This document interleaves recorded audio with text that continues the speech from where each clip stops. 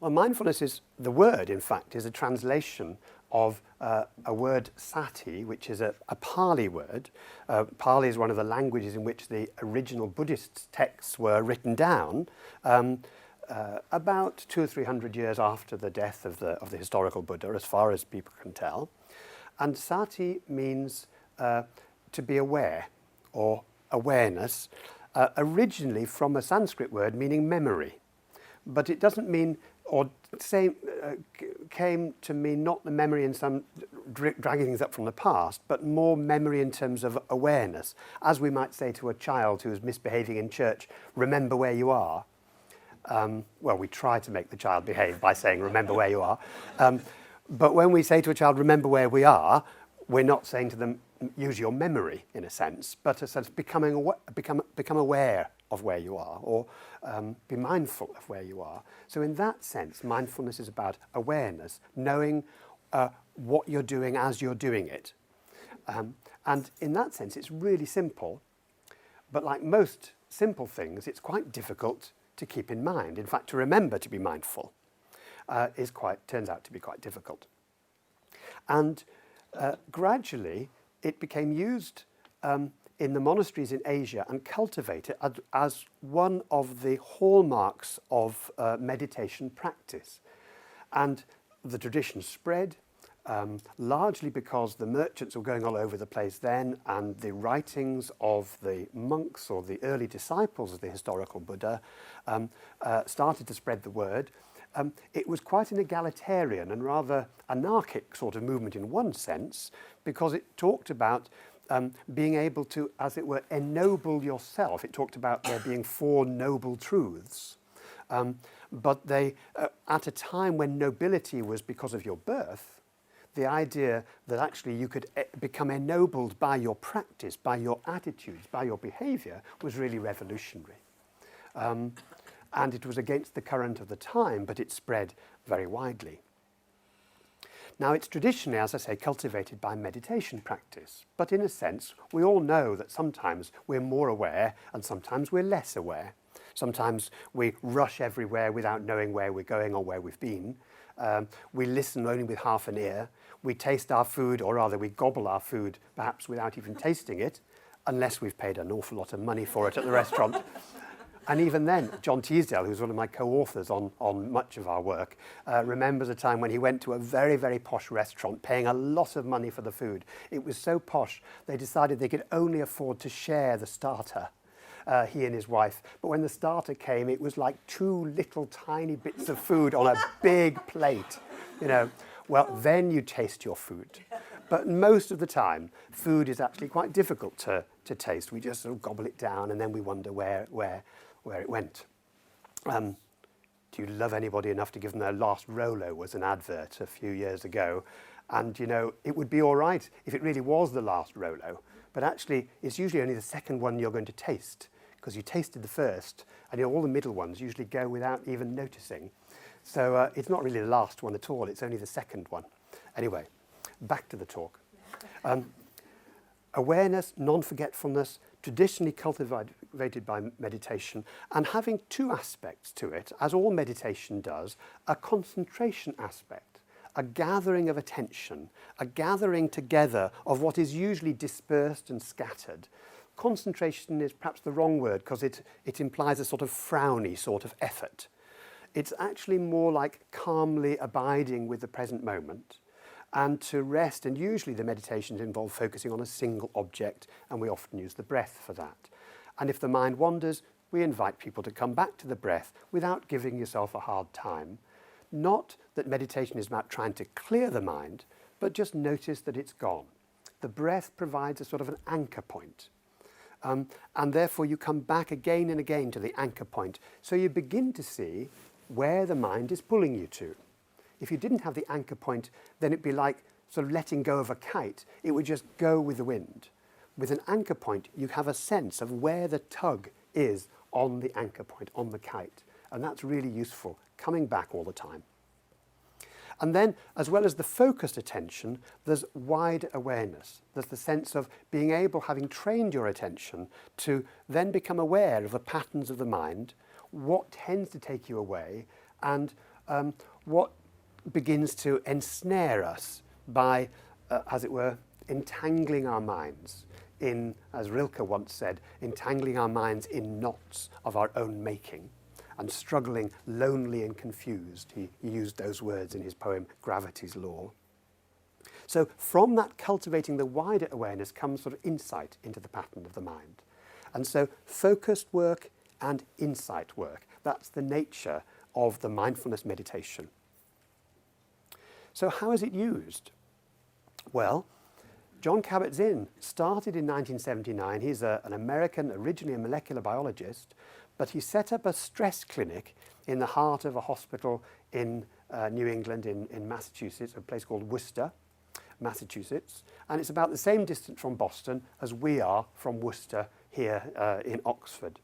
And in a general hospital, he started to gather together a lot of these ancient meditation practices that usually you'd have to go to a monastery in Asia or to a retreat center up in the mountains. And he started teaching patients in chronic pain how to do this meditation. He had some mindful movement and some yoga there.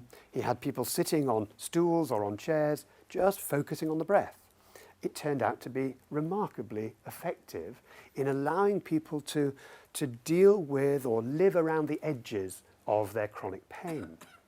So that was one movement away from the monastery into the discovery that there were ways in which you could put together a secular form of these ancient, what had become known as religious practices, although in the start of them they probably weren't religious in the way we understand it at all.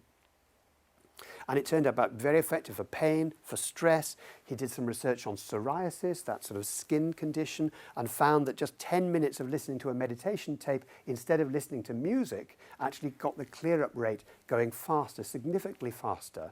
And there were 2 randomized controlled trials on that. And in the early 1990s, myself and my colleagues, John Teasdale and Zindel Siegel from Toronto, we were struggling to understand and to provide a new approach to recurrent depression. It had become clear that depression, when you've had it, tends to come back. And although antidepressants work really well, they tend to work for as long as you're taking them. And when you stop, although you don't get depressed immediately, it can come back. Of course, many people find it can come back even when you're still taking them. And so recurrence of depression became the big problem within clinical psychology and psychiatry. And we wondered whether this 8-week program that Jon Kabat-Zinn had, if it could be adapted by introducing some of the cognitive therapy principles that we knew worked when people were depressed, could we put them together? And that's what we did, finding something which we then called mindfulness-based cognitive therapy. The cognitive therapy elements are relatively small, but the whole nature of the work is one in which we are trying to bring together psychological science and this ancient wisdom, this ancient psychology as well from Buddhism, to see whether bringing this ancient and modern together, it could be effective. And I'll mention something about the effectiveness later on.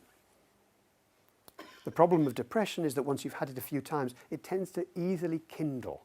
That means that although the first depression might have been due to a major, major thing happening in your life, like bereavement or separation or divorce or unemployment, that might be the first depression.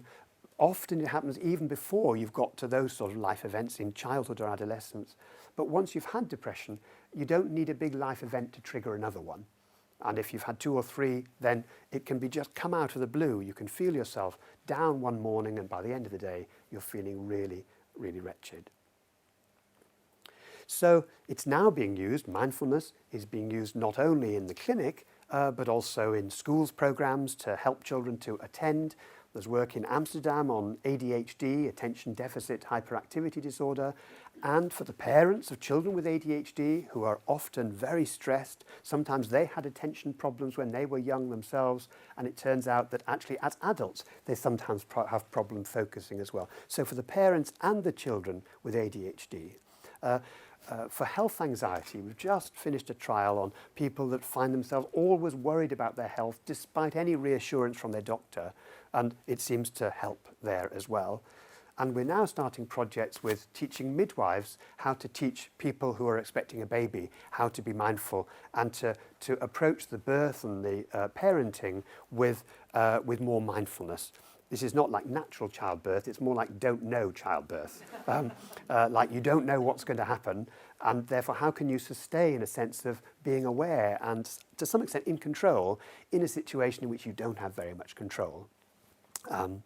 And that's happening here at the Oxford University Hospital, what used to be called the John Radcliffe. So that's how it's being used. And the next thing, who is it for? Well, we've talked a little bit about schools and people with attention problems, people with depression. But of course, you don't have to be clinically ill for mindfulness to be quite useful. Many people now find it's really helpful just as a way of checking in with yourself on a day-by-day basis. Because the world is, as we've said, so frantic, so hectic, that it's really easy to lose touch, to live in our heads instead of to be aware of the contingencies and the life going on around us. Many of us find we lose interest in things, or we get burnt out or stressed or depressed, we get restless or bored, or we just rush around. And I think it's important, therefore, to back off a bit from all these clinical informations and to consider what is the science that actually, what is it we know about how the mind works that gives us a sense of how mindfulness operates. So I want to go now to how the science helps us understand. One of the most remarkable things about the mind is how even when you're not thinking very much, the mind is busy making associations, links between one thing and another. If you put people through a scanner and you ask them to do a simple task, you don't only see one part of the brain lighting up, you see whole networks of the brain lighting up. Now, by the time the scans are analysed, you might see those pictures of the brain. Maybe they've got a little dot there, and you think, oh, that's the part of the brain. But actually, oh, that's the bit that's lighting up most compared with other conditions. Actually, often the brain, the whole brain, or whole connections light up. And these connections, these associations that we make all the time, are very useful to us. We know about how context can bring back whole memories. A song, for example, that we know from the 1960s, if you're that age, the 1970s, the 1980s, I'll wait until people nod, 1990s. How a song, when you were first in love, for example, you can just hear it being played and it brings back whole sort of, not just a memory, but a whole bodily feeling of what it was like to be in love for the first time.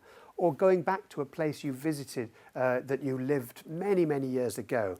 You perhaps can't remember that particular street from outside, but when you go back there, then suddenly you think, oh, round the corner there was and maybe you're even right, that just being there brings back, because those associations have now been activated.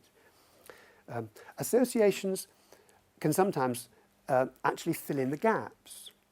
Psychologists have done experiments in which they give you a list of words like sweet, honey, white, cane, syrup. You list the words rather like that. And then they show you some words later on and they say, now which of these words were in the list? So it was sweet, cane, sugar, da, da. People say, oh yes, that was there, that was there, that was sugar. Sugar was definitely in the list. It turns out sugar wasn't in the list. Yeah.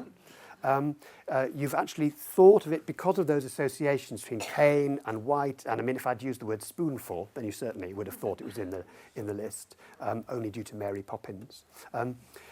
So the associations build up, and it's as if you fill in the gaps. And that means that we can do a lot of things that take us beyond just the evidence. If I said to you, Mary knocked the glass off the table and Jim went to fetch a broom, then an hour later, if I said what happened there, you'd say, Mary broke a glass. But of course, I never used the word broke, but you'd swear that actually, that is exactly what happened, because as it were, we've created a model, a sort of narrative in our head based on the evidence we've got, and that model is what we remember. We don't remember the particularities, we remember the gist. And that means that we can throw away a lot of detail. But when we go for the gist of things, we don't even know we're creating these stories. We don't even know we're creating these because it happens so automatically. Until we are fooled by, like, the sugar type experiment, or by this sort of experiment. So if I give you a sentence, a series of sentences like this: John was on his way to school. He was very worried about the maths lesson. He didn't think he'd be able to control the class again today. It was not part of a caretaker's duty.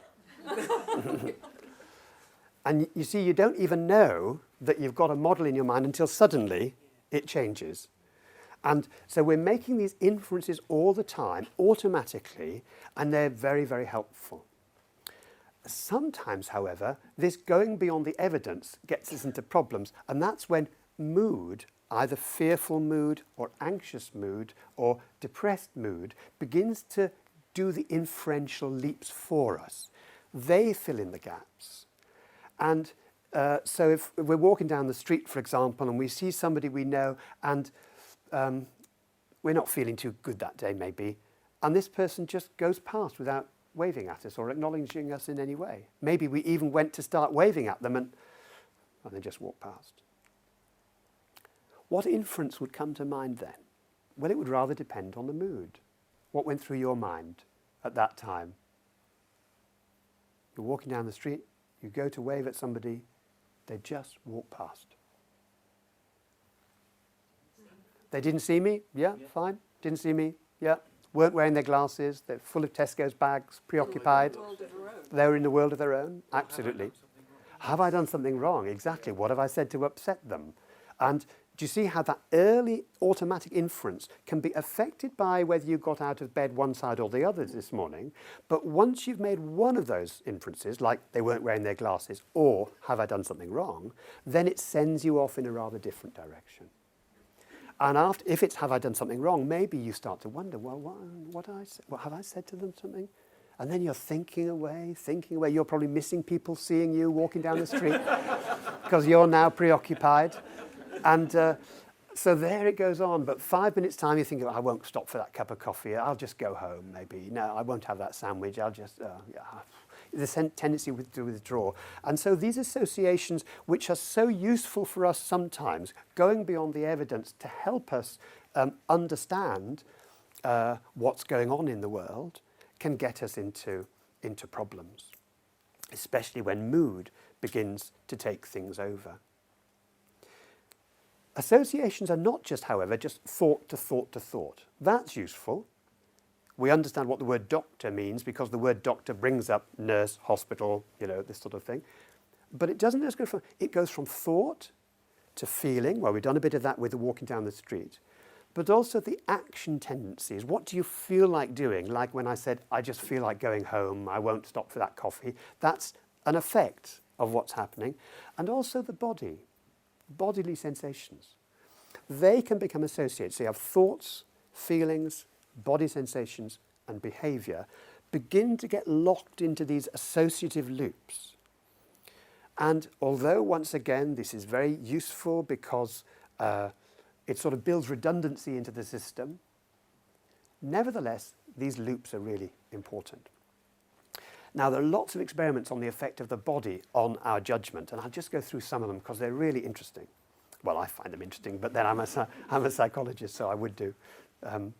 But for example, okay, you set somebody up in an experiment and you give them a pair of headphones and you say you're doing a quality test of these headphones. So I want you to going to play you some music.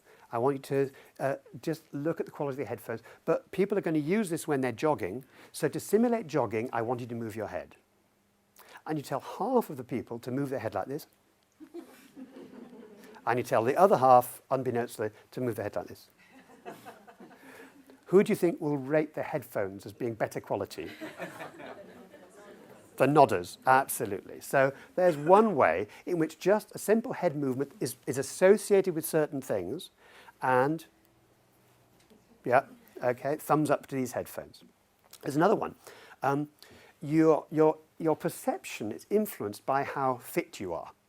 Okay? Now means that it's not just like if I ask you to estimate the height of a wall, if I had a wall here, I just said, and you might tell me how high it is or ask you to judge the height of a wall, then one experiment was done on people who just ordinary people compared with people who'd learned how to run through urban landscapes. You've probably seen these people on the television, yeah? I think they're called traceurs or parkour. This is they leap over this and they leap over that and from roof to roof, and started in France. Can't think why. Anyway, they learn to run through urban landscapes, sometimes through actual natural landscapes as well. Now, if you get these people, traceurs versus ordinary folk, to estimate, they think a wall is lower. They actually see a wall as lower than the rest of us do. So your perception is influenced by your, well, in technical term is affordance in psychology. Your ability to do something in the world and your estimate of how easy it would be to do actually affects your perception, your visual perception of the world. In fact, this is not only the height of a wall, your own height, your estimate of your own height is governed by how much in control you feel. So if you ask people to judge their own height, either a real height or the height against okay. So if you put a spot here that's exactly 20 inches above the height, the measured height of any one person, and then you ask them to stand back and say, how much lower or higher are you than that spot on the wall, and the spot's up there, then people will come out relatively accurately. But if you actually then tell some people in this experiment, now I want you to imagine, I want you to think back and remember a time when you felt really in control, where you had charge and responsibility. It might be when you're captain of your, Girl Guides team or something like that, or when you were in control of whatever it was. And then, now, how would you estimate your height? People actually think they're taller. But if you say to them, now, I want you to sort of remember a time when actually people were in control of you, where you didn't feel, where somebody was bossing you about and so on. Now, and then you ask them to estimate their height, they estimate themselves as shorter. Now, we've known for a long while that people who are taller tend to naturally do better in the world. So bishops are taller than the rest of the clergy. Did you know that? There we are. Somebody once told me that's because people are used to looking up. And so that's true. Bosses tend to be taller than the workforce, for example. But what people are now discovering is that is something which actually changes depending on, you can change people's experimental conditions. So that's another way in which our body can influence our perception, or our body sensations influence our perception. Here's a third sort of experiment. And this you could call a push-pull experiment. What you do is you give people a joystick and you ask people to respond to this experiment either by pulling it towards them or pushing it away from them. And all they've got to do is to look at some pictures on the screen, and sometimes you have things in landscape and sometimes in portrait. They've got this, that's it, it's on Word. Landscape, portrait. All you've got to do is pull towards when it's landscape, push towards when it's portrait, or of course in some conditions you change it the other way around. So all you have to do is look at the shape, you can ignore what's actually in the picture. Ignore what's in the picture. It turns out, if in the picture is a beer and you've got a problem with alcohol, you tend to pull it towards you quicker. And you're slower to push away. You're slower to push away the beer. If it's soda, it's the other way around if you've got an alcohol problem. Or if you've got a problem with spiders, and one of these pictures you're responding to is a spider, then you're quick to push it away, very slow to pull it towards. And of course, you're not pulling or pushing for a spider, you're just for landscape or portrait. That's the only thing you've got to respond to. The rest is all implicit. Now, psychologists have begun to use that by training people up, unbeknownst to them, to push away to alcohol instead of pull towards. And they find extraordinary that when they do alcohol treatment for people who have an alcohol problem, 12 months later, they get 10% better effects if they've just done 4 sessions of this extra training, learning to push away. So there's a way in which the body tendency to want to push away what we don't like or pull towards us what we do like is, as it were, hardwired in and can be observed in these psychological experiments. And I think I'll give one more experiment and then we better pass on. These are experiments that are take subtle ways in which people frown or smile and then see the effect of that on their judgments. So it turns out if you wire up people's faces so that you can actually do very sensitive measures on which muscles are working and which are not working, you can wire people's face all around, and some of them just happen to be on the corrugator muscle, which is the frowning muscle. Others just happen to be on the muscle there, which is the smiling muscle. And then you ask people just to, just by moving the muscles of their faces, just turn the light on that's in front of them. So, and they don't know that what they're doing is very slightly frowning in one condition, or in another condition, to turn the light on, they have to very subtly smile, but they don't know quite they're using those muscles. They're either frowning or smiling, but they don't really know they're frowning or smiling. But then if you give them cartoons and you ask them to say, how funny do you think this is? Then when they're frowning, even though they don't know it, they don't think they're very funny. But if they're smiling, they do think they're funny. You can extend this another way by doing experiment in which you ask people to hold a pencil between their teeth or between their lips, and if they ask them to hold it like this, or to hold it like this, then it makes a difference to how funny they think the cartoons are, because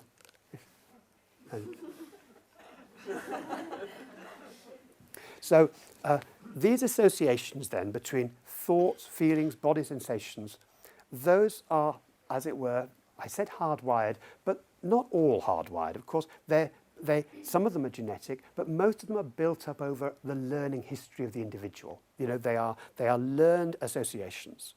I don't think people are hardwired to like alcohol, but many people learn to like it and pull it towards or push it away.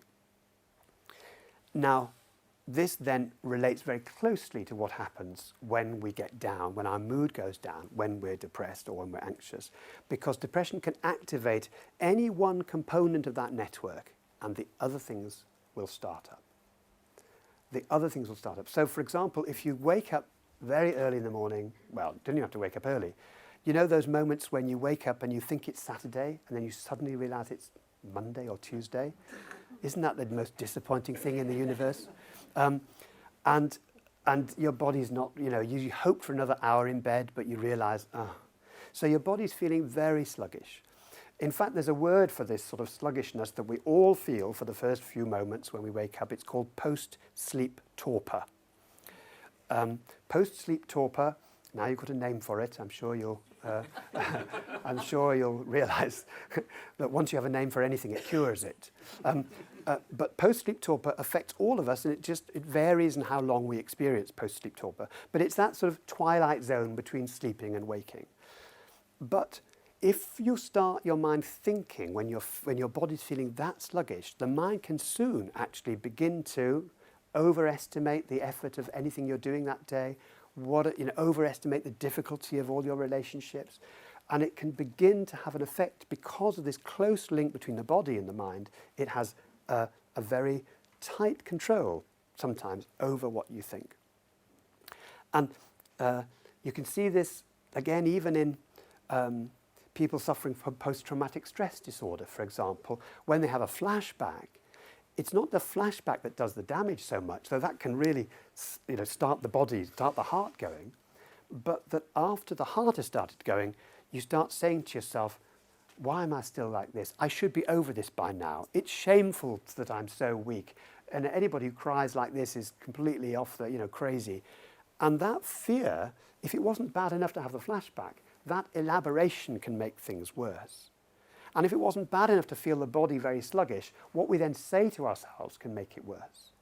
In fact, there's nothing in this world that is bad enough that the way we think about it can't make it even worse. And that is where we can, as it were, begin to see the chinks, that we can begin to see the bits of leverage, as it were, where psychological approaches might help us to relearn associations or even begin to float these things apart so we can see thoughts just as thoughts, like clouds in the sky, rather than feeling ourselves being sucked into them.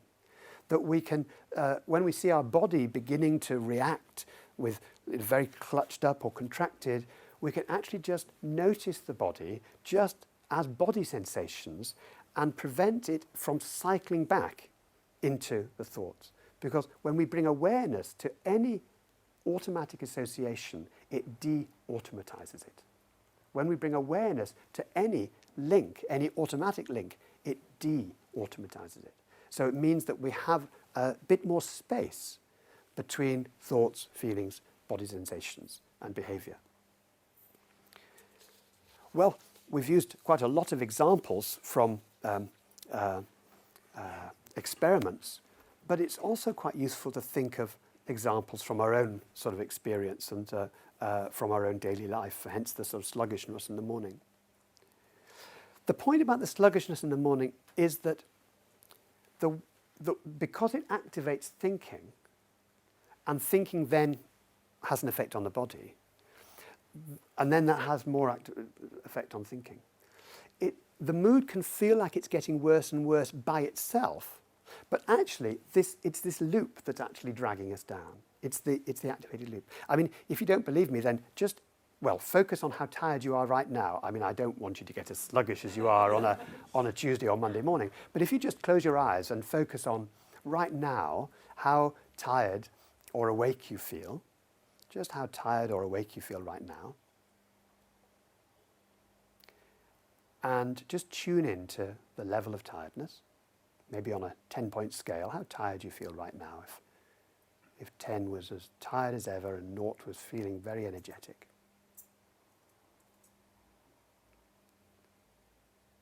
And then try saying to yourself, I don't want to feel like this. Why do I feel like this?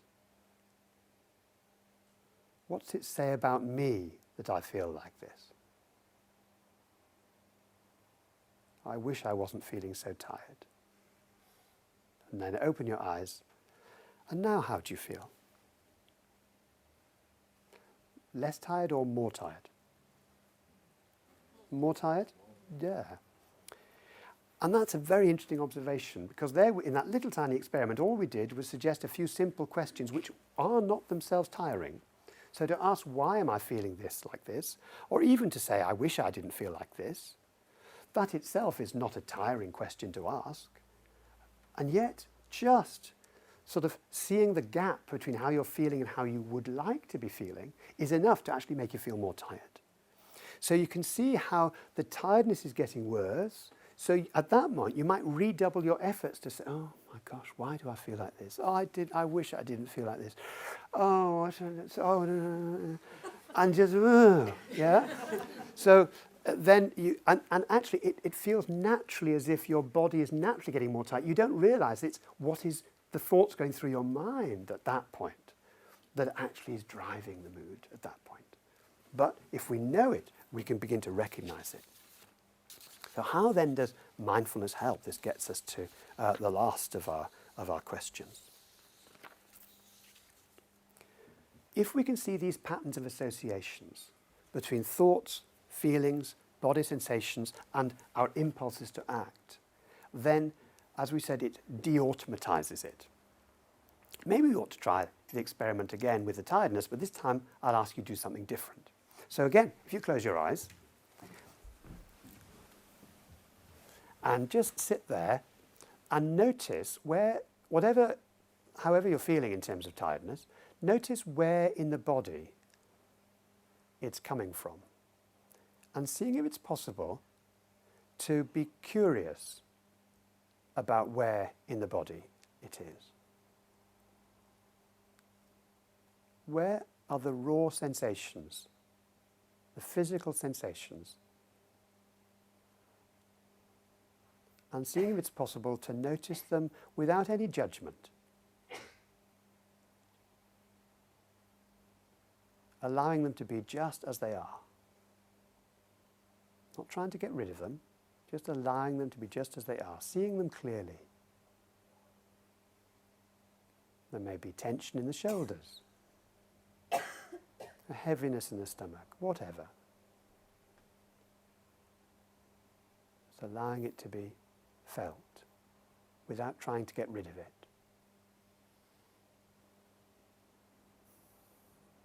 and a sense of friendliness towards the body as best we can.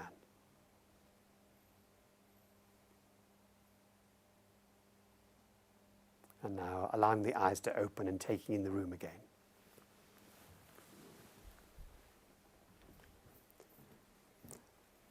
Now, that's quite a difficult experiment to do, but how did you feel when you were curious about what your body was doing? Yeah, relaxed? Yeah, a bit more relaxed. Did you find the tiredness getting worse and worse and worse as you did it? That may have happened, of course, but how did you find? No. Yes? No. Okay. Now that's itself interesting because I was inviting you to focus on your body, and you might have thought that if I focus on my body, if I'm feeling tired, it's going to get worse and worse and worse. But by focusing on the body rather than the thinking, actually it gives you somewhere else to be. You can focus on the body as it is, and bringing curious and friendliness to the body can actually send you off in a different direction. So that's a little bit of what mindfulness does. It allows us to deal with what we normally think of as being sort of like, I don't want this, push it away, don't like this. Well, often when we see ourselves pushing away, like the person on the joystick, it turns out that it doesn't work. If we try to suppress thoughts that we don't like, for example, it might work for a little while, but then it comes back. Somebody's done a whole series of experiments on what they call the white bear test, which is, I mean, it needn't be a white bear, it could be a pink elephant. The instructions are simple. Don't think of a pink elephant for the next minute. Yeah? Guess what happens? Yeah. And white bears, pink elephants, whatever, suppression doesn't work. What we resist often persists, actually. And yet it's what we do most of the time when there's things we don't like. Of course, if there's fluff on the carpet, we can get a hoover out and hoover it up. But when we have a thought we don't like, it won't easily be hoovered up in that way. And that it can actually sometimes create even more mayhem.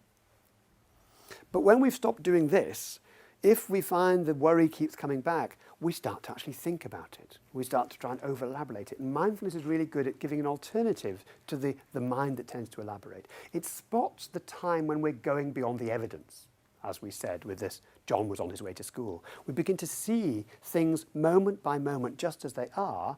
And of course the mind will go off on one, it often does, but we've got more capacity for seeing that too. I was in Amsterdam last week and at Schiphol Airport, I don't know if you've been to Schiphol Airport, but to get down onto the railway at Schiphol, they have these long walkways, a moving walkway. There's a guy in front of me and he had one of these wheelie cases that has 4 independent wheels. That would have been fine, but he had another wheelie case and a third backpack.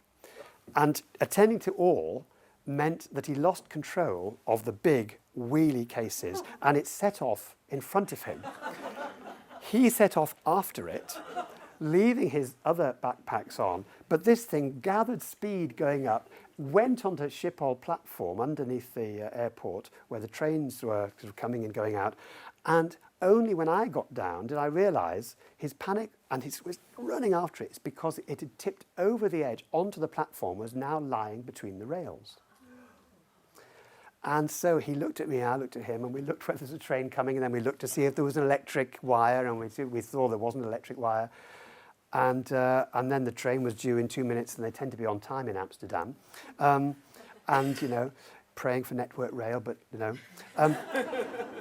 And in the end, he said, shall I go for it? I said, okay. There's nobody in authority around. He dashed down, got it, came up. Whew, and he realised then he'd missed his train because it was one going from the other platform. But I knew instinctively, as you would do, what was going on in his mind, probably for the next few hours. Not just the horror of that, but the horror of what if.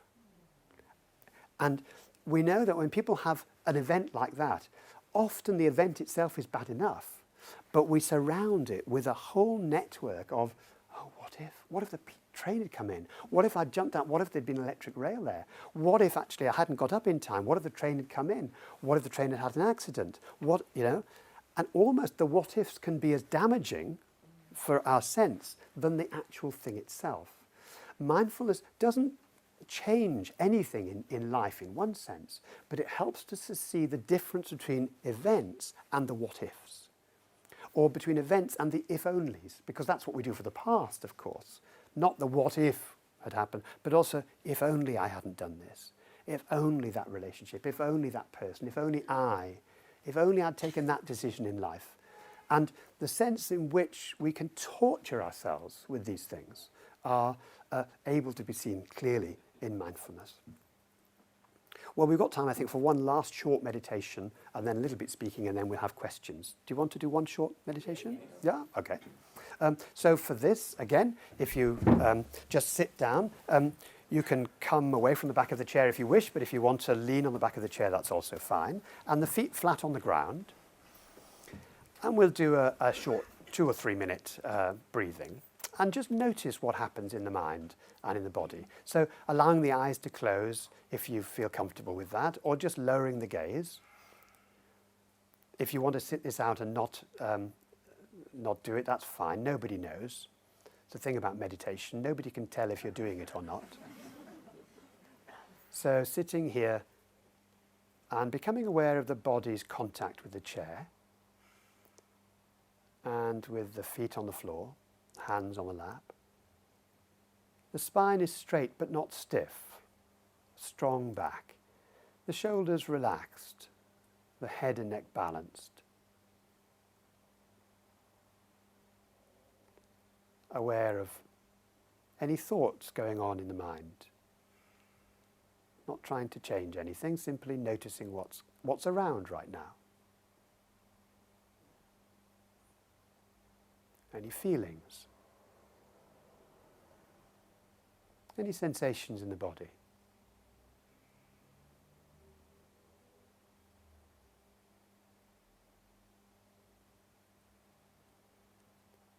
And then at a certain point, just shifting the focus of attention, gathering it and focusing on the breath. Maybe noticing the sensations of the breathing down in the abdomen.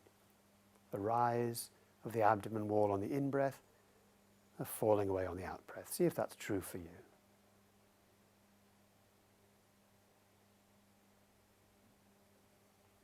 So we're not trying to control the breath, simply allowing it to breathe us.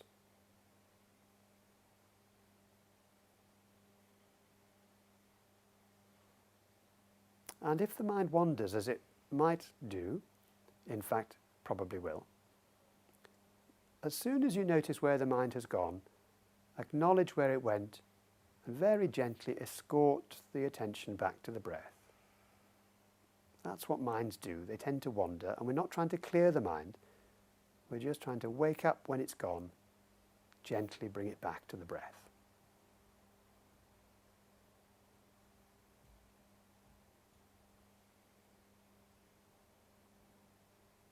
And as soon as the mind goes, bringing it back.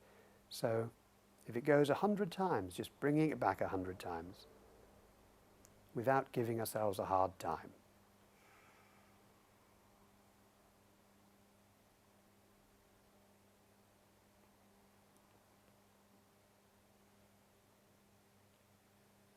And then shifting our attention for the final time, and this time expanding the attention to the body as a whole, as if the whole body was breathing now.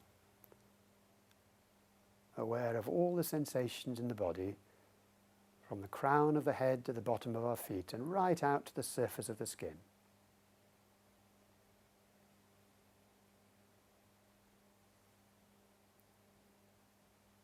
And as best we can, allowing the body to be just as we find it, not trying to relax or make it different from how we find it.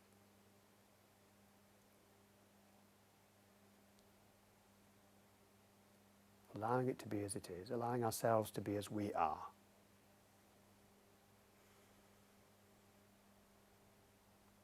A sense of coming home to the body.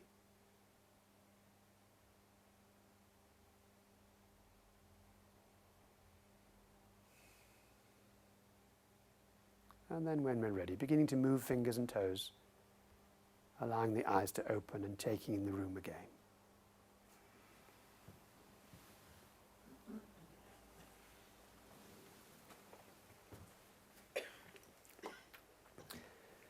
So that's a bit of a flavour of the meditation practice that we teach people to do over 8 weeks.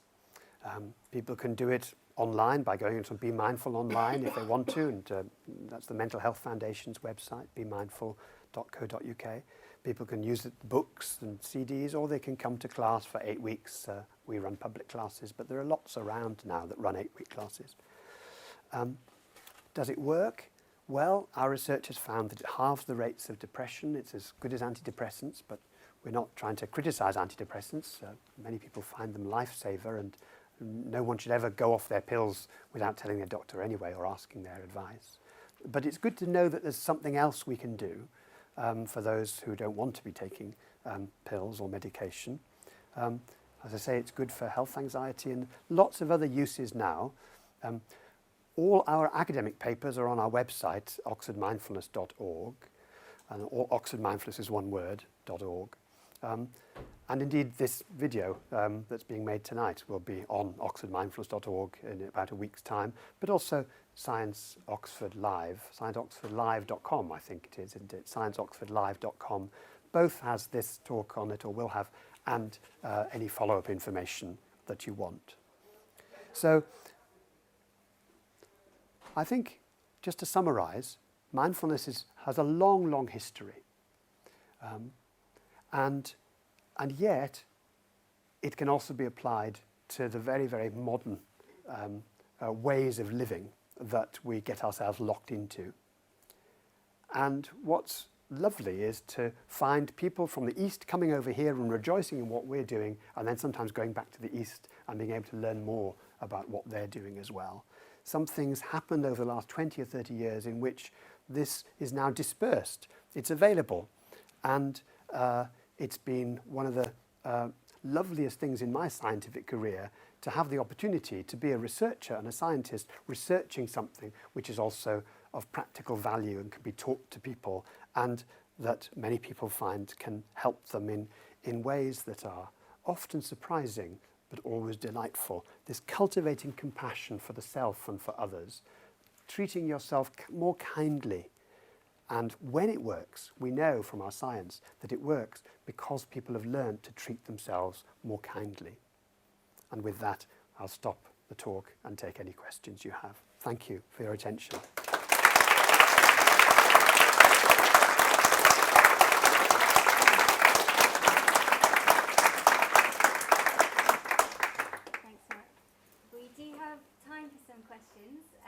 Clara is wandering around with a microphone, so if you could ask your question into the microphone just to make sure that everybody can hear you. So who would like to ask the first question? This lady.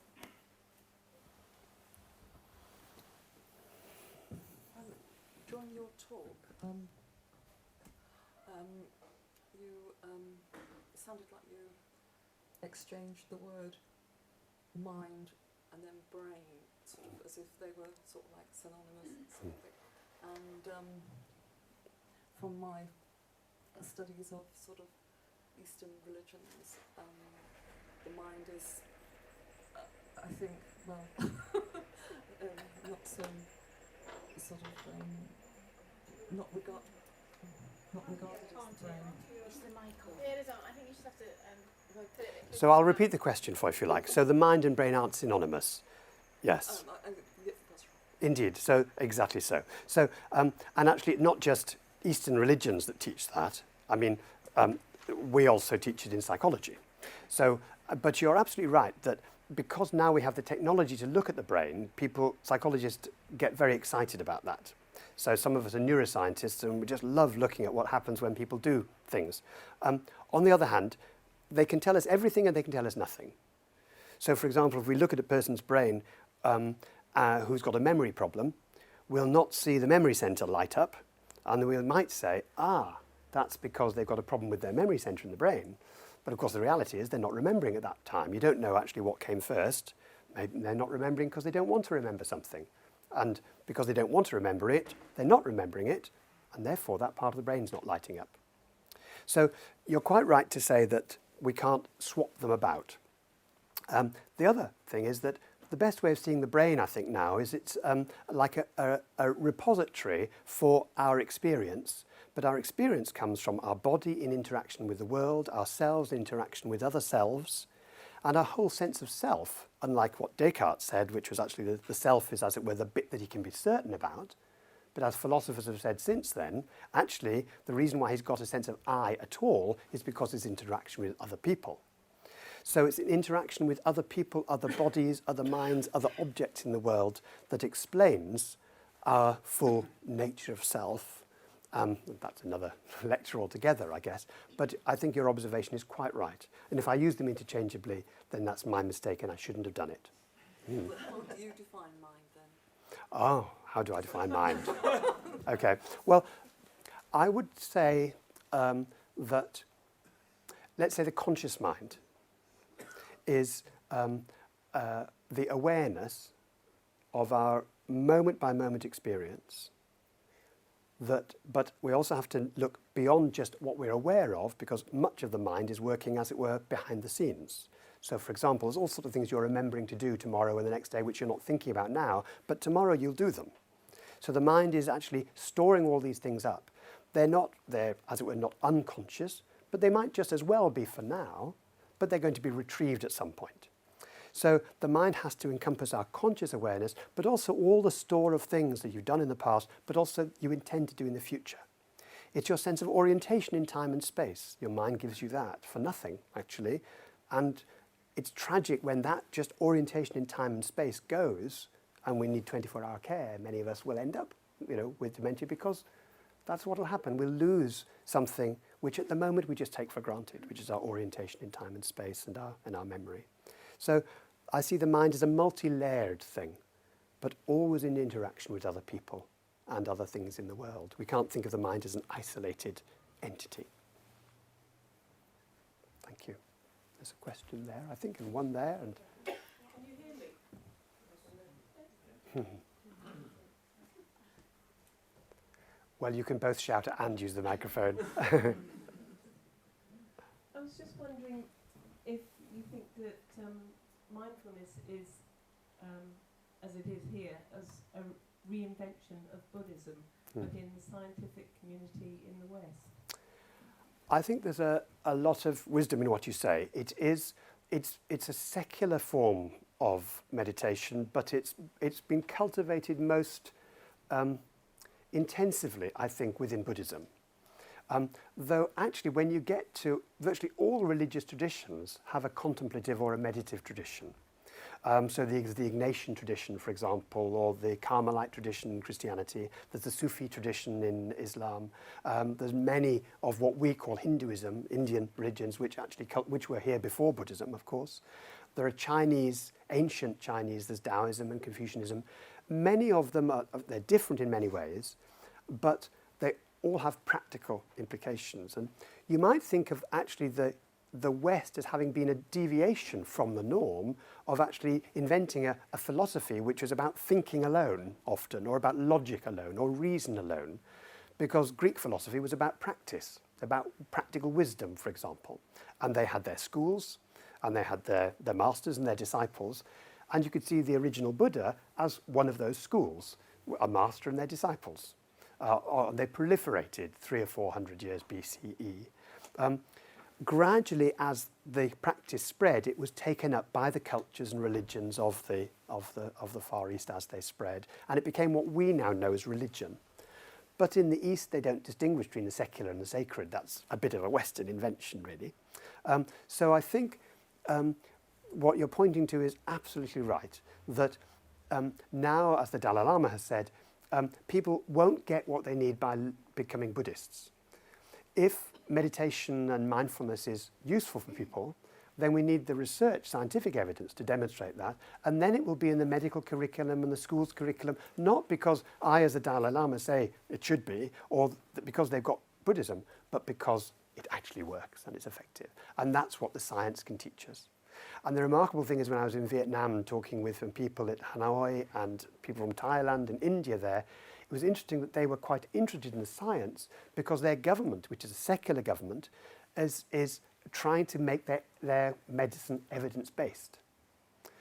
And so they would tend to turn away from their religious aspect because that seems a bit old-fashioned. But to actually say, actually, this is evidence-based. Here is something, a gift you've given to us, that actually we can give you the gift of some of our evidence, if that's useful for you, back to you so you can actually use it in your hometown, where it came from. Thank you.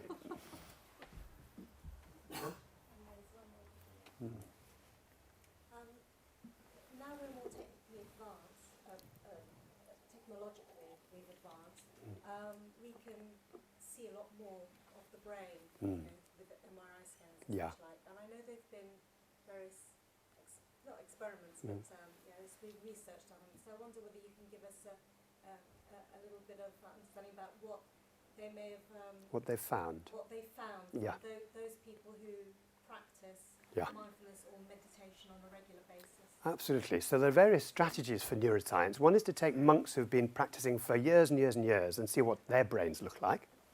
And it's very interesting because you can get patterns there. For example, the centers that we know about body sensations that are activated with compassion, for example, when you show compassion for something, where you show empathy for something, they're almost off the scale with the monks. Now, of course, that's only one strategy, and it's not enough because they might have been like that as children, and that's why they chose the path they did.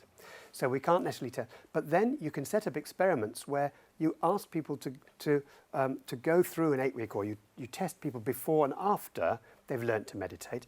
You find not that great scale of change, but you find changes in exactly the same area of the brain. So that experiment with the tiredness, if you do that with people before they've ever meditated, you tend to see all the parts of the brain to do with thinking and body sensations all lighting up. But after 8 weeks of meditation, you get the body areas lighting up, part of the brain called the insula, which is associated with body sensation and body awareness, but not so coupled tightly to the thinking part of the brain that normally just goes round and round in thought. It's not that the thinking can't happen, but there's sort of an uncoupling goes on. That was some data first came out in 2007 from Toronto, from the lab in Toronto.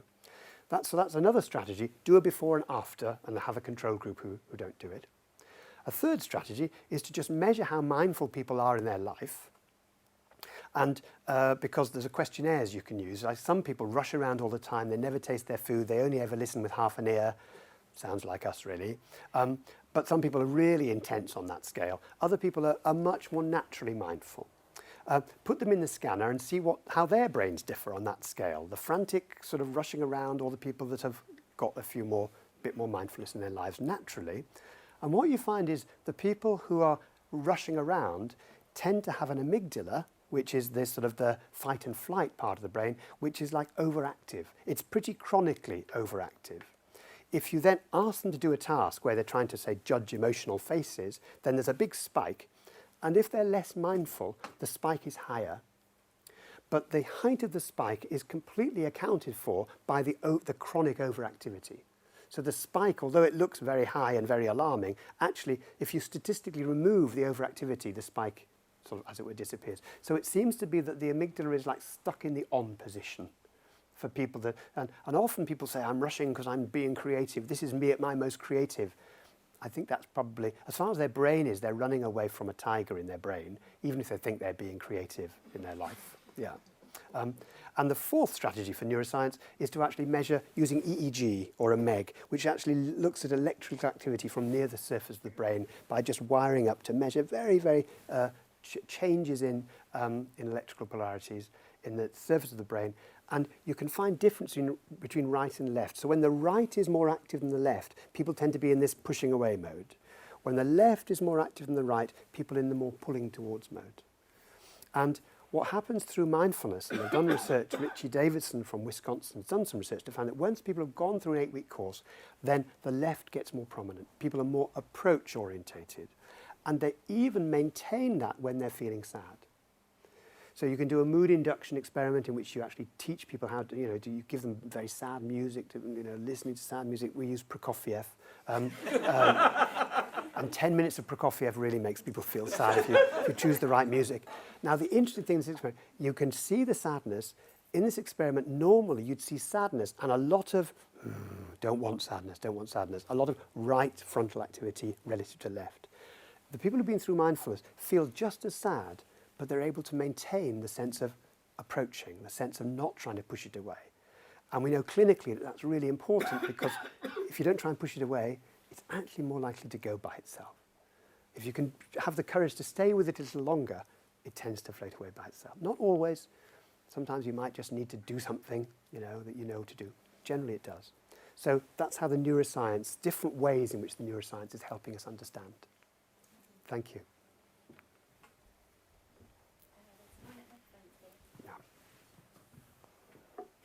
I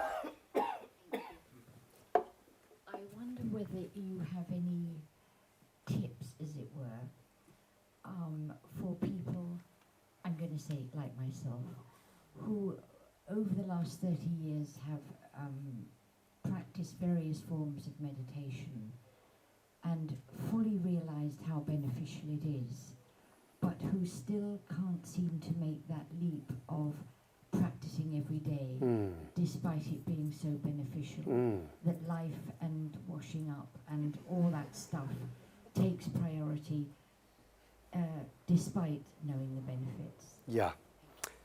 There's a friend of mine who went to a nunnery once, and there was a nun there digging the garden. And he asked her, "What are you doing?" Hoping she was going to say, "I'm planting vegetables," or "I'm planting beetroot," or "I'm planting leeks," or whatever. And she said, "I'm meditating. I'm meditating as I do this." And the intention of my meditation, and she named somebody. I'm doing this for, and she was actually doing the gardening, as it were, as an act of love for herself and for this other person she was holding in mind. And I think that sometimes we can often get hooked into, there must be a right way to do this, and usually I'm doing it wrong. So one of the things is that we all tend to give ourselves a bit of a hard time, yeah? And that we say, right, unless I meditate this often, this time, this much, then I'm letting myself down, or I'm letting God down, or I'm letting the Buddha down, or I'm letting myself or whatever down. So one of the things that we're sometimes able to do is to see if we can hear those voices in the head and to let ourselves off the hook a bit. So for example, if we feel that we'd like to meditate more often, well, how often?